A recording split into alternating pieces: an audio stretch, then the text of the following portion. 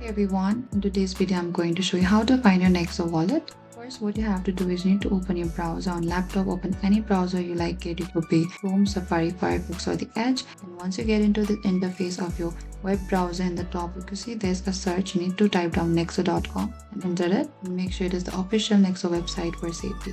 And then you need to sign into your account. In the top right corner you can see there's an option for the login. Select that. So once here, you will see this dashboard. In your land on the dashboard, this is the Nexo main screen showing your portfolio overview. Even though there might not be a tab literally called wallet, your crypto holding live under the assets list on the dashboard. Here you'll see all of the coin you have like Bitcoin, BTC, Ethereum, USDT and more.